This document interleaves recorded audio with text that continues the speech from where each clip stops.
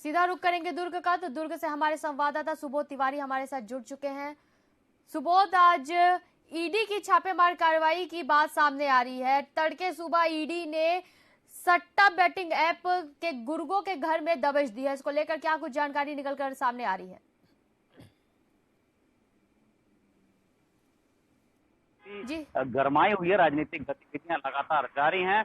इसी बीच ईडी की दबिश ने न केवल राजनीतिक जगत बल्कि व्यापारिक जगत और तमाम उन आपराधिक जगत के लोगों के भी कान खड़े कर दिए हैं, क्योंकि ईडी ने इस बार दबिश महादेव बैटिंग ऑनलाइन जो ऐप है, जो अवैध ऐप है, जो कि भारत में कहीं से भी किसी भी तरीके से लाइसेंसिंग खेल नहीं है, उससे जुड़े ऐसे सैकड़ों लोग हैं जो लगातार यहाँ पे इस बैटिंग ऐप का संचालन कर रहे थे। और पिछले कई महीनों से दुर्ग पुलिस लगातार एक तरफा कार्रवाई करते जा रही थी और बीच में सन 2023 के तहत एक संशोधन हुआ कानून में, और जो सट्टा खिलाने वाले जो गुर्गे हुआ करते थे वह सुबह पकड़ाते थे और शाम को छूट जाते थे, तो इनके खिलाफ 420 की एक धारा लगी, जिसमें चिटफंड एक्ट की धारा भी शामिल है। और अब इन धाराओं के तहत दुर्ग पुलिस ने लगातार कार्रवाई करनी शुरू कर दी।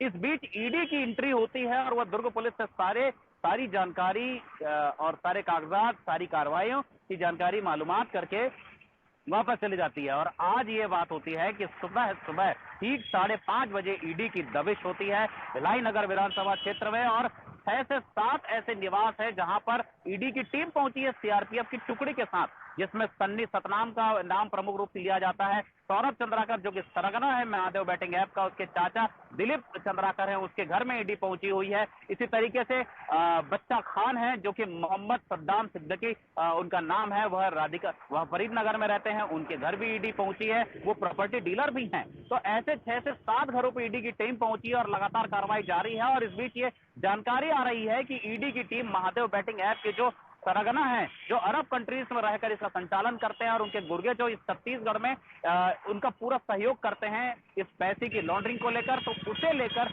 ईडी ने दबिश दी है। और ऐसा लगता है कि आने वाले समय में एक बड़ी कार्रवाई ईडी की ओर से महादेव बैटिंग ऐप के संचालकों के ऊपर भी की जा सकती है। सिमरन जी।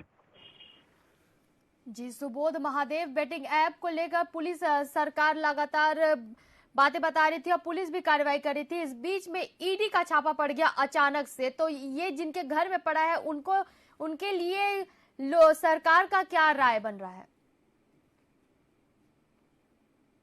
अवैध कार्यों को अंजाम देने के खिलाफ रहती है। और प्रदेश सरकार की बात करें तो जिस तरह से लगातार चिट फंड एक्ट के तहत कार्रवाई कर रही है और करोड़ों रुपए उसने इनके इन्वेस्टरों को वापस दिलाया है, तो कहीं ना कहीं प्रदेश सरकार की भी अब ये मंशा हो चली है। भले ही इसे चुनावी मंशा कहा जा सकता है, मगर अब ये मंशा हो चली है कि इस तरह के ऑनलाइन बैटिंग ऐप का संचालन छत्तीसगढ़ में बंद होना चाहिए और इससे जुड़े लोगों के खिलाफ कड़ी से कड़ी कार्रवाई की जानी चाहिए, ताकि जो युवा जगत है जो लगातार इससे जुड़ा हुआ है और इस तरह के बैटिंग ऐप, जो अवैध बैटिंग ऐप है, उनके संचालन करके कमाई कर रहा है अवैध तरीके से, तो उस पर भी रोक लगे और युवा सही राह पकड़े। ये प्रदेश सरकार की मंशा है और आने वाले समय में इस तरह की जो चीजें जो चल रही हैं इनके खिलाफ कड़ी कार्रवाई देखने को भी मिल सकती है। सिमरन जी।